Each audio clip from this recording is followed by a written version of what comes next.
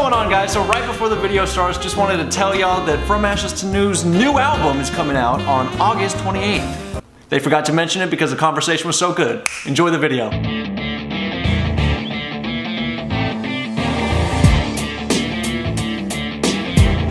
What's going on? Hope y'all are having a dope ass day today. It's your boy Alex. I'm back today with another reaction video with a couple very special guests. Today we got Matt and Maddie from that's kind of weird, from Ashes to New. What's going on, guys? How are you doing? There it is, man. The from hangs everybody up. Everybody gets it. We're good, man. We're good. Okay, glad we finally got everything situated. Had a little technical difficulties, but that's the beauty of the internet. Fuck it. I got three different screens running right now, man. I think we'll be good to go. Okay, so I'm really excited for today, guys. This is gonna be a treat. Now, for you guys, being a reaction channel slightly sucks because I've only listened to a couple of your songs and I've wanted to go experience them, but I feel like this overwhelming sense of guilt if I listen to a song and I don't film a reaction for it. So I'm just glad that we're gonna be able to knock a couple out today. Guys, today we're gonna be checking out the songs Wake Me Up When 2020 Ends, and then we're gonna be checking out Scars That I'm Hiding. And that was featuring Anders from In Flames. So I'm fucking stoked for this. I want to thank you guys for joining me. I had a quick couple questions for you though. Just a typical cliche ass question that I had to just ask because you gonna throw some softballs up? Just one softball and then maybe we'll start to get into it. I just want to know from y'all's perspectives, who are some of the artists or bands that influenced you? I promise that will be the only cliche question I ask during this. Hanson. Yeah. No. I was like, that's bizarre. Like, damn, all right, man. What's going on? No judgment. Are you talking prior to this record, like for our music careers, or just like just you in general? I mean, if there are different inspirations for these records, that would be cool, but just in general, your skills, your ability, your musicianship, what shaped you into who you are today? We got a lot of the same, honestly. Yeah. Like, him and I come from a hip-hop background, same era, you know.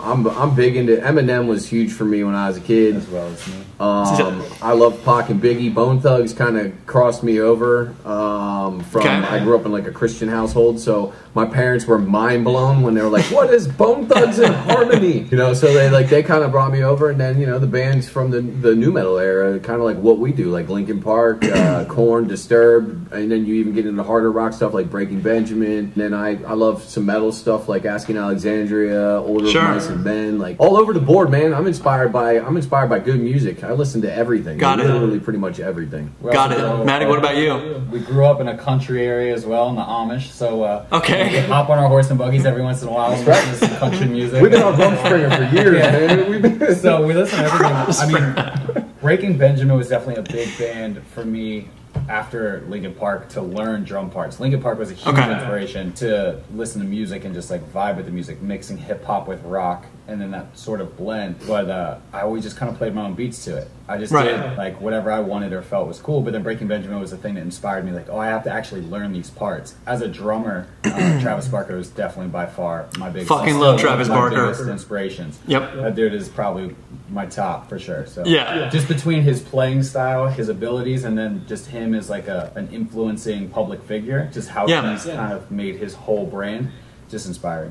Oh, dude, he's a cool ass dude. I was just watching the Travis Barker podcast with Joe Rogan, and just like his cadence and the way he carries himself, it's like aside from his incredible musicianship, just him as a person, watching him talk to people, you can learn a lot. He's a super cool fucking dude. Pac or Biggie? You guys have a preference if you had to go one way or the other? Oh man, see, I'm East Coast. I'm sorry to do that to you. Yeah, I mean, I'm East Coast, so you would think I would naturally be, you know, more of a Biggie fan, but I gotta go with Pac's style, man. And I gotta go with the realness behind the stuff that Pac did. You know what I mean? Like, Biggie was kind of more like glitz and glam, and that kind of came from, you know, Puff Daddy at the time, P. Diddy now, Sean Combs, whatever you want to call him. And, you know, that kind of came from that. And his style kind of evolved from that whole glitz and glam, like I said. But, like, Pac is just a storyteller. And, you know, he talks real life, you know, all day long. You know, everything that he had was all real to him. And and the way he delivered it. I mean, he inspired like a whole movement. I mean, even Eminem talks about how Pac was like one of his biggest influences. Yeah, dude, he's way ahead of his time. That's the thing that I noticed. Yeah, what about you, Maddie? Man. I'd have to say Pac, and it'd be a little hypocritical if I didn't, because I almost wore my Tupac shirt, my little really? Tupac today. Yeah, so that's been a go-to shirt for sure. So I gotta say Pac. If music had never worked out in your life, and it's just like you could not be a musician, what would y'all be doing for your career? What would you be doing every day? Well, I'll let you go first because yours is easy, right? I don't know. You'd be a porn star. I guess I would. Sure. Let's do that. You've always been into music though since you've been working, right? So yeah, ever since I was a kid, my dad was always doing music, so it was I'm constantly surrounded in my life. So I don't really know what else I would do because I never had any other real plan. What kind of stuff was your dad doing? He played in just like little cover bands and stuff. Okay. If I wasn't a musician, you know, playing, then I probably would just be working for a band because that's what I did prior. Okay, like stage development or setup or just being around music in whatever form or fashion you could be? Probably, yeah. Or, I mean, I could see myself in this area, you kind of get trapped in the whole construction world. And, blue collar, man, crazy blue collar. Flooring, things like that. I actually left the music video shoot yesterday that we were doing to go and do a flooring job to come back to the music video shoot. Seriously? Yeah. Oh shit! Yeah, we've been off since March, my man. Any way you can get some work in, you know what I mean? I feel you, yeah. We're hustlers, man. We go throw flooring, come back, shoot a music video. How was the music video shoot, by the way? I mean, you don't have to give anything up, but it went pretty well. You'll find out when you react to it. Okay, let's get it, man. I like that. It was dope, man. It was dope. Yeah. And me, I'd be the Comcast guy. That's what I was before I did this. Where are you? I was your local neighborhood friendly cable guy.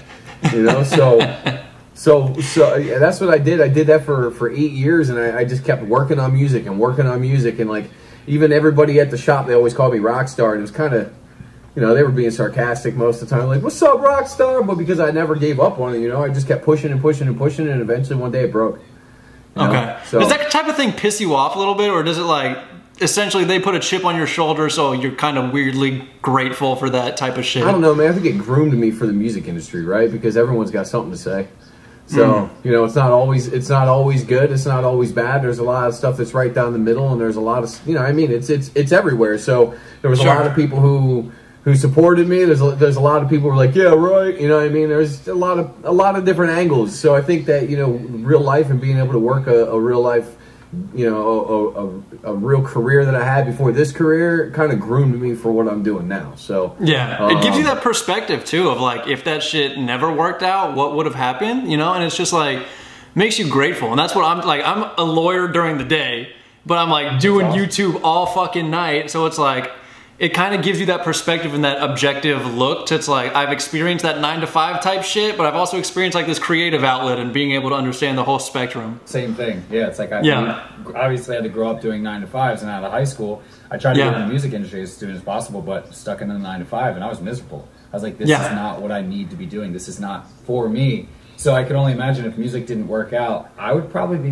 very depressed and miserable with my life. Oh, dude, I'm the same way. Like, I'm trying to get out of the 9-to-5 and do something creative because I know it's just like what I really want to do. Yeah. Some form of creative something. But I'm glad that it worked out for y'all and you guys are doing your thing. Yeah, I mean, like you're a lawyer. I mean, maybe one day we'll have to make a call, you know? Like, that's how it's, you know, maybe. Like, hey, man, you know, Matt, he just held someone up at knife point. Yeah. You know what I mean? Shit. Like, you a criminal defense attorney? Okay, so that's a good question. So that was one I wasn't planning on asking. But if there was one member in your band that would probably need some lawyer help, who do you think that would? It might be this guy now. Yeah, probably me. Yeah, I would say you. If I'm still drinking, I mean, I probably wouldn't even be on this video right now. Business-wise, him. Okay. I will admit, probably me. Probably fair enough. I'll give you my number. I'll let you know. Yeah, need that criminal defense attorney. Probably.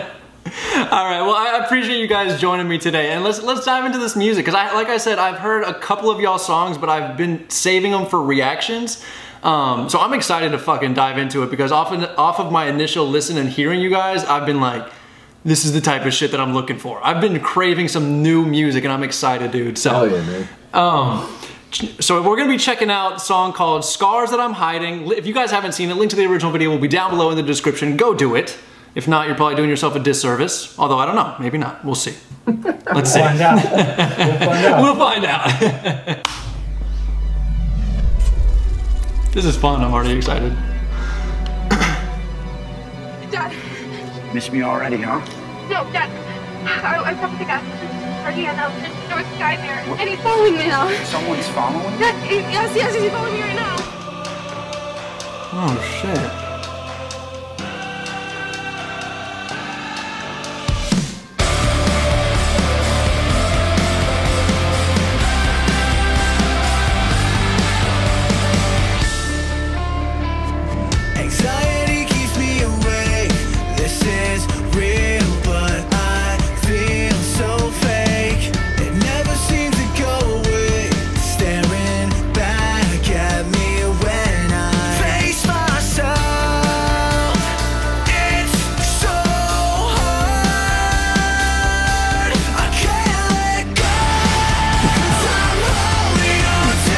exactly what I fucking needed, dude.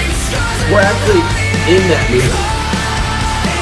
You're in the movie? Yeah. It's so I saw someone actually say online, like, oh, no, I'm not sure if this is an actual movie or it's supposed to be a movie for the music video, but it's an actual movie, and we're playing ourselves in the movie. That's fucking cool. Yeah, it's pretty rad, man. Like, we were in the middle of our album process, and we were on the West Coast. We had to fly back to the East Coast and do this part for the movie. These guys went back to the West Coast. A couple of us went home for a few days for Thanksgiving, and we went back. But yeah, it was pretty gnarly, man, to be able to shift gears and go be in a movie, man. It's pretty cool. Yeah, that's fucking. Real quick, how did that come about? Was that someone you reached out to, somebody you knew, or they found you? That's our record label, man. So you saw at the beginning of the video, it said Better Noise, I think Films or something like that. Yeah. They're like dabbling in everything now, man. They did The Dirt. Yeah. The one with MGK where he played Tommy Lee. 10th Street. Yeah, I fucking love that movie. Yeah. So they're doing a bunch of different movies and stuff. So they got all kinds of stuff coming out. But this is actually from the soundtrack, this song. Oh, shit. Okay. Damn.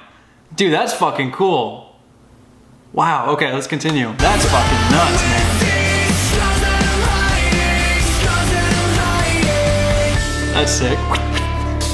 That's one of my favorite little things to do. Really? Yeah, I do it all the time.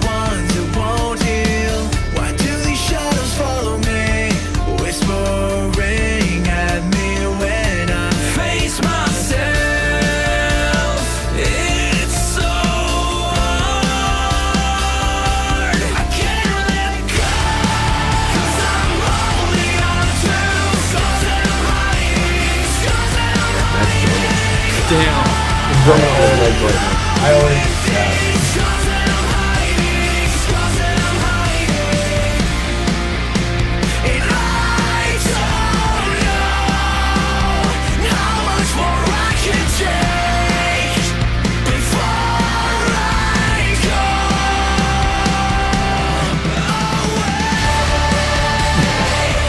That's fucking sick.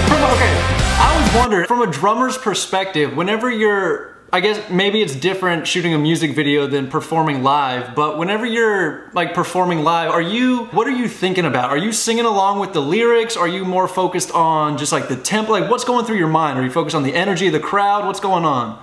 Honestly, it depends on my mood for the day, because my mind could be everywhere. I could be having a weird moment with myself, like, do I look okay as I'm performing? I'm all about visuals as well as performance. And I want to be on the meter constantly. I grew up doing drum lines, so it's like I need to play with a purpose. But also idolizing people that make themselves like Travis Barker, who always look, in my eyes, look cool as shit with everything that they do. Yeah. Do I look cool or do I look stupid? Because I've seen photos of myself. It looks fucking cool. Yeah, where my hair's been parted down the middle and I have like the worst face ever. And I'm like, do I look like this the entire time? So it's like the same sort of thing going into a music video. I'm like, okay, is my upper lip stuck on my gums? I just look ridiculous. You know, things like that. But you also focus a lot on hearing it. Like, we're always just like, I can't fucking hear it. Like, you can't ever hear the song. I need like a good ambiance of between my in-ears, and I think that I need to have something behind me that's kind of thumping. Because if I feel like I'm what I call in the music, then I can just rock out and just jam out, and then I don't think about all that stuff. I just perform. And that's where I try to be. But a lot of times my mind's kind of everywhere. But with this type of stuff, I'm definitely thinking of like, okay, my performance, making sure I'm hitting every single note that I need to hit, and then also making it as authentic as possible, because we're doing this multiple different takes, different angles, things like that. You're going over and over again. You want it to be very authentic and genuine. Sure. And whenever you find little things to do with your hands, like you're talking about just doing something like that, is that something that you've seen other drummers do and you're like, fuck yeah, that's dope, I'm gonna implement that? Or is that just made up and type of shit that you do, like flipping drumsticks? Like how does stuff like that come about? I'll do one. Well, crossing my arms is definitely something I feel like I've seen. I'm sure Travis Barker has done it. I've probably seen it there. A lot of people have done it. It's just something. It looks cool. It's a timing. Yeah, it looks cool, but it's also a timing thing.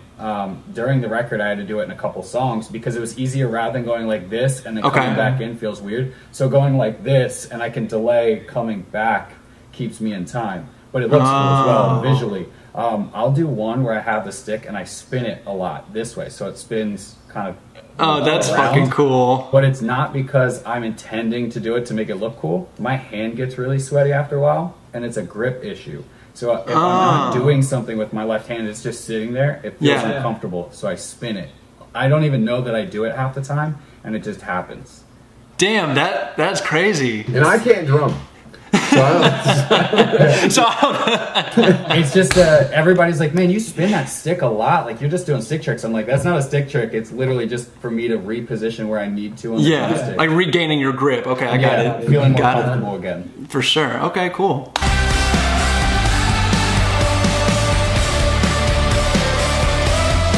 That dude's an Ozark.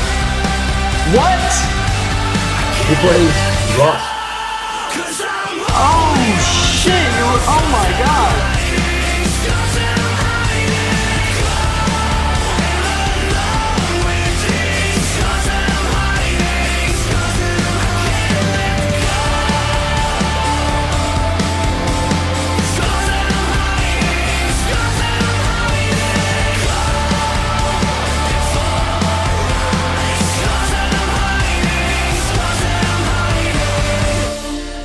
1 minute. Whoever he is, when you find him, I want 1 minute alone. Dude. That is fucking badass, honestly. Like, that is from every single aspect of that. Like, the musicianship of it, it's fucking on point. The video quality's on point. Everything is so top notch. That's fucking crazy. Okay, quick question. Does a Linkin Park comparison upset you? Not anymore. Because I'm getting, like, that's the, like, reading comments, you know, I've reacted to y'all before in the past, and just reading comments, I see that consistent theme. And I don't necessarily agree with it. I think that, I mean, Matt, you and I spoke before, and I think that trying to describe music is so hard that people will be like, oh, they sound like them. And I feel like if you have certain elements of rap, whether that be actual rapping or just anything rap related, and then metal or rock, people see that and they're like, oh, Linkin Park sounds like Linkin Park. And it's like, for me, it doesn't sound anything like Linkin Park. I can kind of see where someone might say that, but y'all have developed like your own niche lane, and it's just so unique that I haven't heard anything like it before. I appreciate that, man. Yeah, I mean, dude. The comparisons, like, we tried to stay away from them from the longest time, because like you said, man, like, it's so much easier to say, like, even when people ask me in public if they've never heard the band before, like, or if I'm talking to someone, they're like, what do you do for a living? And I'm like, oh, I'm a musician, like, you know, and they're like, oh, that's cool, what do you do? And I'm like, oh, I play rock, it's like mixed with rap, and like, oh, yeah, no, not really familiar, and it's like, it's kind of like Linkin Park, and like, oh, okay, cool, man, like, you know, so it's a lot easier to do that, and I always kind of liken to this with this particular genre, there's not really a lot of bands that do it, like, if you think about, like, now there is. I mean, everyone's mixing rap and rock together in 2020, which is cool. I love that because it's my favorite style of music. So, so I love the fact that everyone's doing it. It gives me more stuff to listen to. But you know, not a lot of people did that throughout the course of the years. So it's like you got, like, you know, you had Limp Bizkit, Linkin Park, Hollywood Undead. You know what I mean? Like, you outside Rage Against the Machine, and they were a little different. So outside of that, really, what do you have? So when you start putting that stuff together, you're going to draw the comparisons, and we're just happy that we draw the comparisons to arguably the biggest of the bunch, you know. So for sure, with that. The great band, and just to be put into the same category, man, is an honor. But dude, like I said, like I would have to be forcing some shit if I were to try to compare that song to anything that Linkin Park's done. I would literally be forcing it because it doesn't sound like anything I've heard before. Appreciate that. And that's the other objective, is to, like, you don't say Linkin Park sounds like this. You say Linkin Park. Yeah, exactly. So it's like we, as From Ashes to New, want to kind of hold the same sort of thing in our own lane. And that's what it sounds like. It just sounds like From Ashes to New. I think that's what you want. It doesn't even have, like, a particular subgenre, or I don't even know what genre of music y'all make. It's very unique, and it's fun as fuck to listen to. Thank you. Dude, that's fucking sick. I think that's when you know you made it, right? When someone goes, yeah, you know, it sounds like From Ashes to New. Yeah.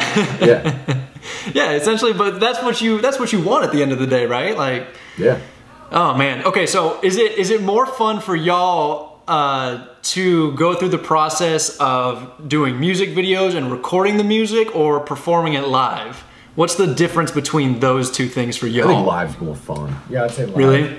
Yeah. Because you get like the reciprocation of the energy from the band to the crowd and crowd back to the band, that feeling. It's like a quick reacting drug, you know what I mean? Like it's like you get it immediately, you know? Right. I think that it's more of a delayed release, where you know, when you do like an album or a music video, like it's a setup, and like you got to do, and then like you work on it for a few weeks or a few months, and then you finally get to see your finished product, and then you get your like you do reaction videos. Then we get our reaction, you know what I mean? Sure. Like we get that feeling. Live, you get it. You build up the nerves. You get out there in front of however many thousands of people are there. And then you get that rush, and then it's done, and you wait for the next one. You know, so I think they're completely different, but I would prefer the live one if I had to pick between the two. Okay. I'd prefer live as well. Fun to see a vision come to life with a music video or a song or something like that. The anxieties that also come with that are totally different than the anxieties live, because then you're going, okay, is anybody even going to like this? Or is it just going to be a total flop? And then you question yourself, okay, am I going to do the best way I can perform for this live? But at the same time, the pressure of having to do it in that moment, not messing up, and you don't get another chance during the live, it's almost a little bit more exhilarating than it is during a music video, because I could mess up and be like, all right, let's redo that. Yeah. Or in the studio, all right, let's redo that. Yeah, live, you just turn it on, man. Yeah, it pushes me, and it makes me have to grow as an individual, but also as a musician. And do y'all get nervous still? Sometimes. I don't get nervous because of the crowd. Yeah. I get nervous because of like technical difficulties. Like I've had my microphone batteries die, or I've had my microphone go out, or we have ears that keep us on, keep us on time. Sure. We have a lot of electronics in our music. So especially our older stuff's really electronic driven.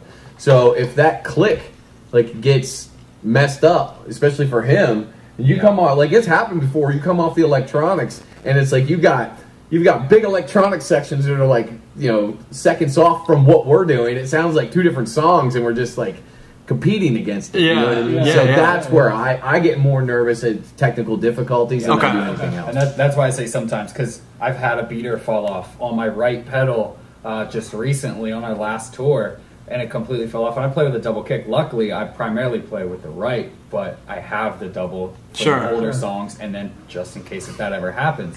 So then I had to switch to playing an entire song that has double bass with my left foot. So it's things like that that make me more nervous than it is like me messing something totally up or that there's a big crowd. Yeah, that's what happens. You know what I mean? Yeah, the bigger the crowd, the less the nerves. Yeah. I can't see everybody anyway. That kind of showcases your skill, right? For you to be able to perform just as good, maybe, I'm not sure, you tell me, but like at least being able to perform still with something happen like that.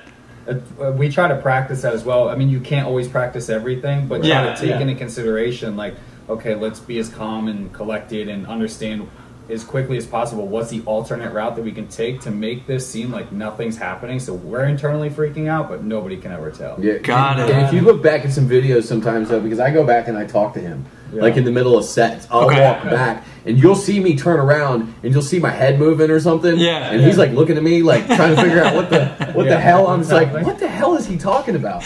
Like, or if he'll get off at some point and you'll hear like a disturbance in the ear. So I'll go back and like we'll have a conversation. So if you watch live videos of us, sometimes you can see him and I actually having these like, it looks like two idiots trying to communicate like. But we're having, like some sort of like conference back there. Like, all right, man, how do we fix this? What's going on? Well, I'll go back and be like, I heard it, man. Nothing we can do. Let's keep rolling. You know what I mean? Like, So it's cool though, man. Like it's a lot of fun. Like you get one shot. I'm not trying to be quote Eminem or anything, but like, you get one shot out there, man. One opportunity. Yeah, you know what I mean? That's badass, dude. Okay, I want to jump into this next one, man. This is cool though because it's gonna show me like the spectrum or the range that you guys have just from creating music from like a more probably, I don't know how to put that, like not less professional, but just like maybe like loosen up on the reins a little bit, creating something of what I expect Wake Me Up When 2020 Ends would be like, and then a song like we just listened to. It's gonna be cool, man. It's different. This is definitely different. You're about ready to find out how far the different the spectrum can go. Man. All right, I'm going to try to mentally prepare, but I don't think I'll be ready for it either way. So let's see. All right, cool. All right, you'll find out I'm a really good artist. All right, guys. Link to this video will also be down below in the description. Y'all make sure to check it out if you haven't already. And let's go, guys. This makes me happy already.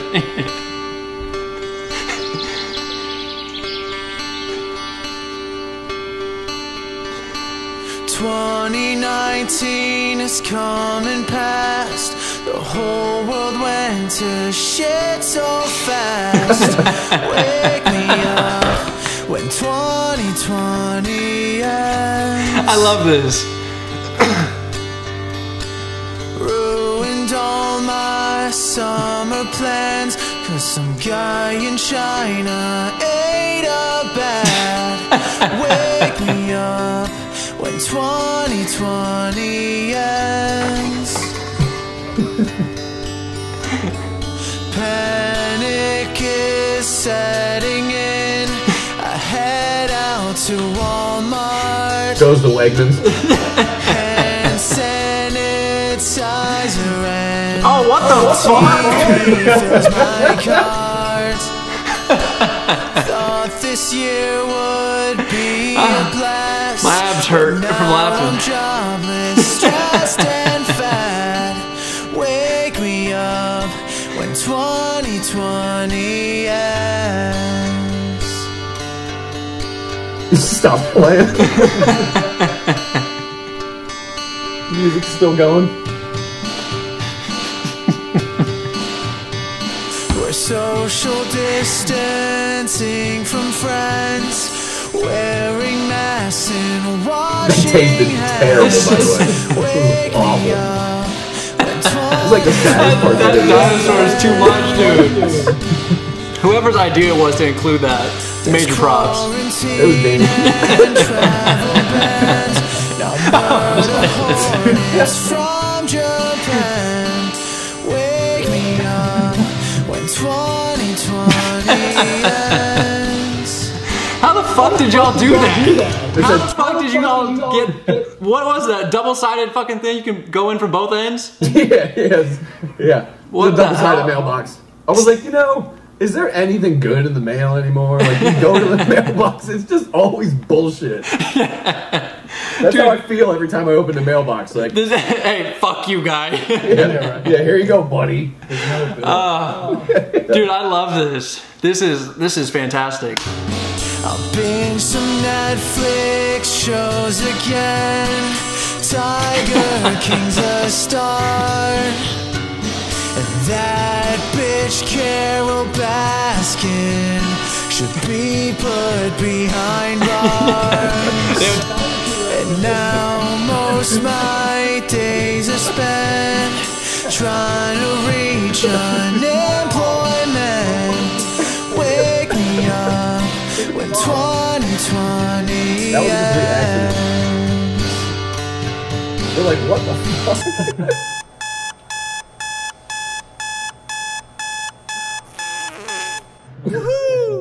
It's finally over.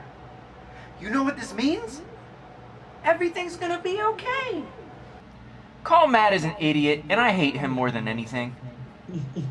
Calling Matt is an idiot and I hate him more than anything.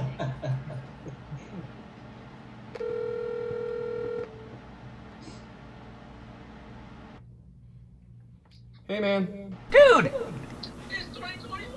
You know what that means? No more social distancing! I'm coming over. Hell yeah! Very high-pitched voices. What the hell?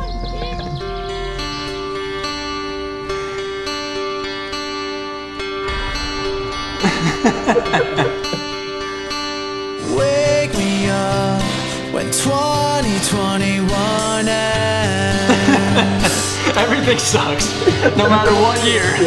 Fuck it all. We're just hoping it's not pathetic. Oh, wow. I needed that. That was nice. Funniest but dumbest thing we've also done as a band. Oh my god. On one of the videos. It started as a joke. Yeah. I was just talking to Danny one day, and he just started singing the first 2 lines, and he's like, yeah, I was singing it to my girl and her friend, and they thought it was hilarious. I'm like, 'cause it is, dude. Write that shit. Yeah. We just started working on it, and he's like, yo, what do you think about putting some Tiger King stuff in there? I was like, he hasn't even watched He hasn't even watched Tiger King. Like, he refuses to watch it. That's what I remember, because he's been doing Instagram lives. Props to him, because those are fucking fun to see. But I had actually popped in there, and I just random question. I was like, what are your thoughts on Game of Thrones? And he was like, oh, dude, he's like, I don't watch fucking anything. Yeah, he's like, I haven't seen Game of Thrones, I haven't seen Tiger King, and he listed all these things he hasn't seen. I haven't seen Game of Thrones either. You haven't seen it either? I think he scrolls TikTok for like, he just scrolls TikTok all day. Dude, TikTok's fucking a damn drug. Okay, but how long from like inception of Danny singing those two lines to the final video did that take y'all? 3 days. Yeah. Really? We're all in different places and we all filmed it. Like, I was in LA when I filmed all my stuff, but I live here in Pennsylvania. Yeah. Everybody's all in their different spots. Him and I are the only ones that live close to each other in Pennsylvania. So dude. in Ohio, Danny's in New York, and fucking props to you guys. Yeah. That was badass. It was just one of the things, like, how much fucked up shit can you think of? We're like no, we didn't have a plot or anything. We're just like, just figure out what sucks and record it. Yeah. It's like one of the dumbest things we've done. We were just like, let's just think of like the dumbest things to just put in here and just make it as hilarious as possible. Yeah. And that was back before the masks became such a big deal. Yeah. And I was like, I even said, I was like, everyone's going to be doing everything with masks on. So it was like, I was trying to eat through a mask, which tasted god awful. Like, I had yogurt and coffee and toothpaste on my mask. Oh god. Not a good combo. Dude, not to taste or breathe in. My abs hurt, my cheeks hurt. That was fucking funny, bro. I'm gonna be showing that to fucking everybody. That was clever. We have a lot of reactions and views on our Facebook. It was really blowing up. We were like, whoa, this is actually catching like some serious traction. Yeah, Facebook's over 1 million, I think. Yeah. Dude, it's fucking funny. Like, aside from all the comedy shit and all the lightheartedness, like, you get to a more introspective part of it, and it's like, y'all literally captured nostalgia covering that song. I feel like that is nostalgic for a lot of people, so they have that aspect. And then you just constantly have them laughing. I don't even know how long the song was. How long was it? 3 to 4 minutes? Something like that? Not even. I think it's like, I think the song's less than 3 minutes, and the video might be somewhere because of the little ending that we put on. Yeah. The original ending was way worse, though. Like, what we wanted to do is we wanted Lance to leave his house and get shot. Oh, yeah. Everybody's going to die. Everybody was supposed to die. I was supposed to have, like, a bomb shipped to me from my girlfriend, and I just open it, and I just blow up, or that I was going to have, like, my friend come and murder me or something. Yeah, we were going to set up this thing where, like, we had this mannequin get hit by a car. Yeah. It was supposed to be, like, me or Danny or something like that. Yeah. Yeah, and it was just like, we talked about it, we're like, none of this can work.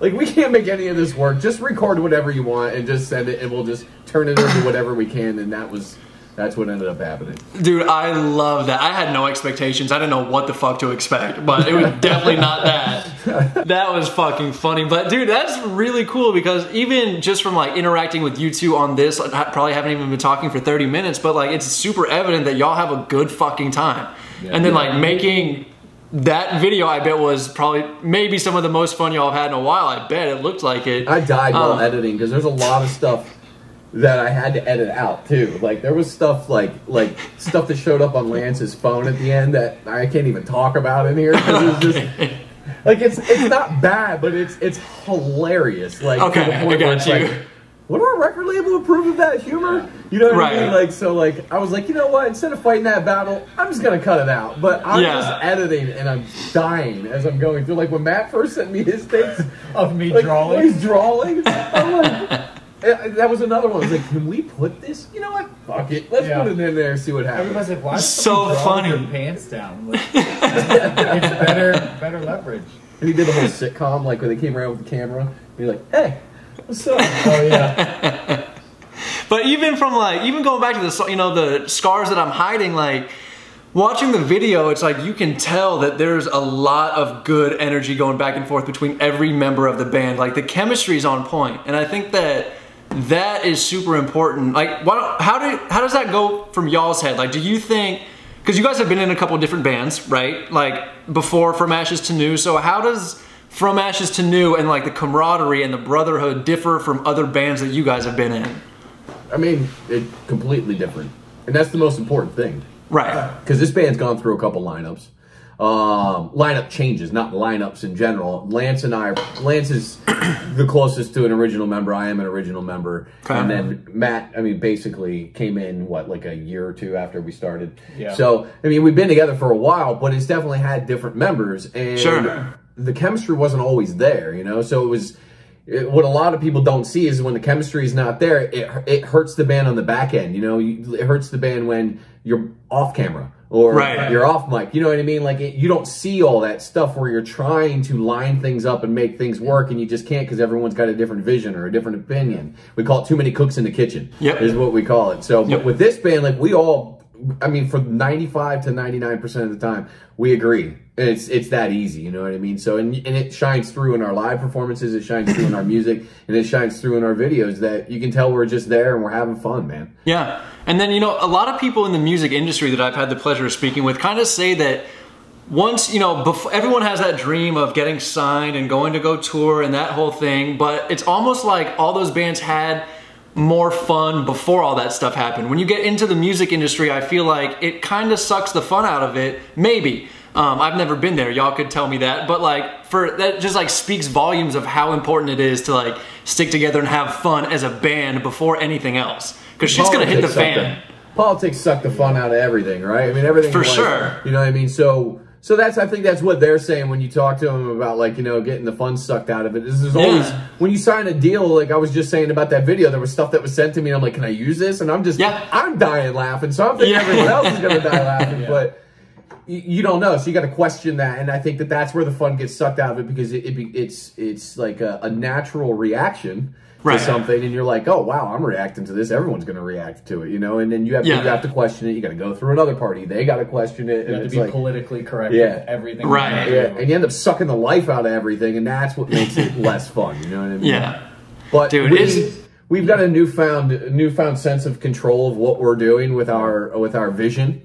Okay. And we're just staying on that path, and we're just hoping everyone just, you know, stays on that path with us. And you were talking about like us being on the same page with other things and having fun with each other, but also we have the same vision. Like, I've been in prior projects, but what I wanted out of something or what I wanted out of myself was totally different. But I got along great with these people. Sure. And, I've been in other instances. I used to tech for other bands, so I've been able to get, you know, comfortable with many different walks of people and different mindsets and visions and things like that. But when it comes to this project, because I'm also a part of just this one not working for somebody, it's you have to mix in, okay, do you guys get along? Is the same vision there? Is everything else there? Like, and we are on the same page with all of it. So it makes it a lot easier and it makes it a lot more fun. Yep. So, and we have the same sense of humor too. So there's nobody gets mad at each other. Like we can say whatever we want around each other. You know what I mean? And it's just fun. Like, we know that everything we do is lighthearted, and we're just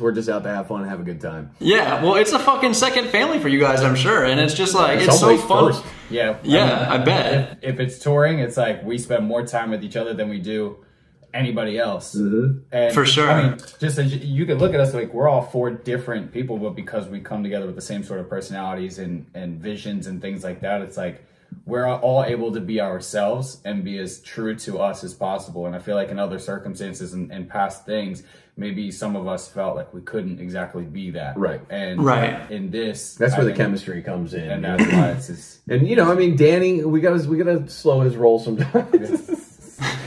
So sometimes with Danny, you're like, I don't know, man. Like, go get a shower, bro. What you doing? Clean them feet, man. Throw your shoes outside. What are you doing? That's like the extent of us, like, you know what I mean? Like, we'll get to a point where we're on tour for long enough. We'll start bickering like housewives. Yeah, you know what I mean? right. We'll start, dude, you stink.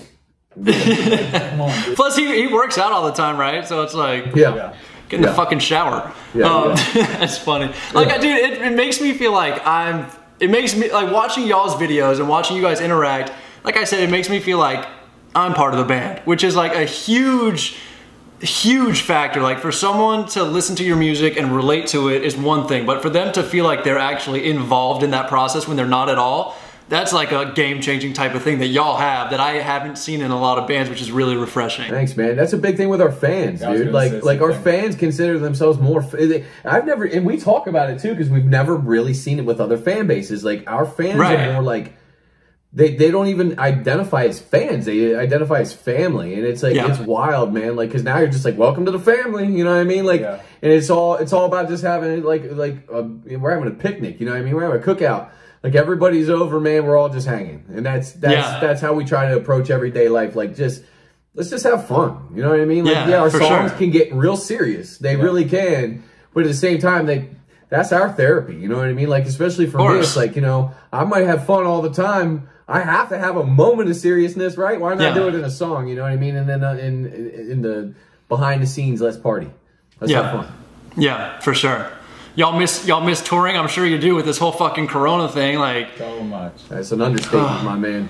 I feel like I've never fucking toured with a band in my life, but I miss that too. We'll have to change that, man. Get the camera. Let's go out on tour. Yeah, come out for a couple days. Bro, I would be. Y'all probably have this person, but I would be so down to come on tour and just follow you with a camera. I wouldn't even talk. I'll just film and edit. I'll do behind the scenes. That would be fucking sick. We use different people. It depends. Like we got some homies, but you know, everyone's got different things going on, man. It's not out of the question. I think it'd be fun. That would be fun, come man. on out, man. So if we have a tour game, we'll have to plan something like that. It'd be dope. Okay. So quick, one more follow-up question, just from my curiosity. Has there been? I love asking this question. Has there been like a fan encounter that stuck out? I mean, like you said, your fan base is crazy, so I'm sure it's the best thing ever. But has there been one where it's like, fuck was that? Like, has there been one that was just like really weird? Yeah. Oh wait, are we going to the same one? Yeah, absolutely. All right, you say it, and then I'll say if it was the same one. This is so fun. I forget her name. All right, you're already going right down this. She messaged him and I. Wait. When was this? A year or two ago? Okay, go ahead. Yeah, and I forget her name now. I had to basically, I think, block I know her off name. of I know who you're talking about. Yeah. I'm not going to throw the name out there, but we'll talk about the experience. But she has asked us to do multiple different signatures, and one of these was a vagina signature. And we were like, how do you even do a vagina signature? Yeah. Like, do you want it like on, in, like around? Like where would you even want this? I'm not trying to do it to you because I was just like not about it, but I was just curious, like how? I think the person is like just all over the place, and she has just been like nonstop, had messaged us for so long, some crazy stuff. Went through like, I hate you guys, you're the worst, to like, oh my God, I love you guys, you're the best, to sign my vagina, sign this, sign that. And there was like, at one point where she hit you up and told you were like the worst person in the world. Yeah, and I didn't do anything. I just didn't answer a message. Like, yeah, you didn't answer a message, and I think that she was at a VIP, right? And, like when we do VIP, like we can't cater our VIP to each individual person. Like you have multiple people at a VIP, so you gotta try and make it fun for everybody. So we try and, you know, we ask people questions, we let people ask us questions, and people who've been to our VIP, they know like we just bullshit. That's what we just just hanging out. And they end up lasting for a long time because it ends up like our tour manager ends up having to come over like, all right guys, wrap it up. We gotta go, because we're always just chilling, you know? So apparently, I guess one of her questions didn't get answered or something like that. And like, we were like, hold on one second, because somebody else was speaking. I remember the VIP, it was in, I forget, it was like some side bar spot that we were at in the venue they like took us to, and it was real quiet. And I heard her and I was like, hold on one second. I was really polite because somebody else was speaking, asking a question. Sure. And she just kept butting in and taking over like the whole show. Like, and then we kind of separate ourselves because we usually do a big group questionnaire. So you can see the four of us, and then everybody else is kind of over here so we can see everybody else. And she just kept pressing up right into us. And we're like, hey, like, can you just step over this way? Like, trying to be as polite as possible. And it was just like, got to a point where it was like, yo, you gotta stop for a second. Yeah. And then because of that, she just lost her shit. He became the worst person on the planet, and then she... You know how like when you get messenger like requests, you can see them pop up? Like, I can see them continuously popping up on my phone, and I didn't open them. Oh God! Because I feel like if I open someone's message, I have to read it and I have to respond. You know what I mean? Like I am that guy. Like I can't read someone's message and not respond. Right. So I would see it pop up and I would read like the first 3 lines, and it was always about how Matt is the worst person on the planet. Like it was always about how he's a terrible person, and because that's so fucked up. I didn't sign something when I wasn't supposed to be signing something. Right. I signed everything at the end. Yeah. And it was just like, hey, just hold on a second. We'll get to it in like 10 minutes. And it was just that. But I also remember the only reason she started messaging me was because when we were on one of the drives, you told her that I would want to talk to her. So he trolled her into coming to me. And then I'm sitting there just scrolling through these messages for like a year straight that I never answered. And oh my God. I do that on live feeds. I'll be on a live feed. I'll be like, yo, DM Matt or DM Danny. They love when you do that. Just like send them crazy stuff. Or like go and add them. Like over and over and over again. Like delete it and keep sending it. Yeah. So to finish it up with the whole worst person ever, I've literally seen this man right here trade his shirt with someone off his back. Like they're like, oh man, like, and he's traded his shirt. Like, it's like, really? Is that the worst person ever? Like, I don't know. I mean, I'm sure there's worse people out there. This girl just fucking hops on Yelp. Fuck Maddie from Ashton. He wouldn't sign my pussy. At every restaurant. What? I go to like a local Burger King in like Indiana in the middle of nowhere, and it's like, sorry man, you're banned. Like, that is bizarre. Okay, so just from like a timeline thing, she couldn't get her question in. She hates you for it, and then she subsequently asks for a vagina autograph. No, that was first. Yeah. Oh. That's for the vagina signature. That was in a different. That was in a different interaction. So then, when we see her in person, we're just like, oh, okay, how is this interaction gonna happen? So she was like, "You didn't sign my pussy, and then you didn't answer my question." Yeah. In fairness to this individual, there have been moments where she's been very sweet. Yeah. Sure. You know, I bet. So I don't want to completely drag her through the mud, because there's been moments. It's just this particular. You said, give me one particular moment. Yeah. No, that's what I asked for. I'm sure she's a cool individual. If you're watching this, she's been a sweetheart in many other. Yeah. We've had many not altercations, but instances where we've VIPs. She's been there or whatever, and she's been super awesome. Sure, and it's just, she hates Matt. She just hates Matt. I don't know what I did. Well, if this individual is watching this video, props to you. You know, you got a dedicated band to follow. You are a huge fan, and major props to you for that. But Maddie's a fucking nice guy. Yeah. Yep. What's going on? Yeah, don't hate the man because he's so damn beautiful. That's the reason I hate him. You know? That's funny. I mean, I'm sitting next to him and making him look even more hot. Shit ain't right. Well, hey guys, I just want to appreciate you guys taking the time out of your day. I know you guys are busy. It was a fucking blast. Like I said, I want to dive into so much of your music, but I feel bad for not making reactions, so I guess I'm just gonna have to make a shit ton of reactions to y'all, so let's fucking get it. Well, I'll tell you this, man, the music video, I'll leave you with this on that note. The music video that we just shot yesterday is the wildest thing, like emotionally captivating that we have ever done. Like I was watching parts of it being shot. Yeah. And I was you. Like I was like, oh my God, I gotta turn my head a couple times. I'm like, oh man, is this okay? Like I'm like, holy shit, like this is crazy. So, damn. Well, hey, shit, maybe we can hop on another one of these joint reactions for the new video. I'd be super down for that. That'd be really fucking fun. Let's do it. Awesome, man. Well, okay, guys. So if you have any questions at all from Ashes to New, drop them down below in the comments. All their social media links will be down below. Go check them out if you want to. And with that being said, that's where you guys come in. Drop some comments down below. Let us know what you think about the song, this video in general. That is all we got for you today. So keep smiling, keep being yourself. Don't let anybody throw shade at you. We'll see you guys tomorrow. That's a motherfucking fact, though. Yeah, love y'all. Peace. Hey, either way it goes, I was born to be a screw up. Do the wrong thing and I'm gonna fuck you up. Okay, crew, got my back like pull up. Sipping on the liquor, but it goes straight through us. Squad full of killers and a swag like Jewers. You got a squad full of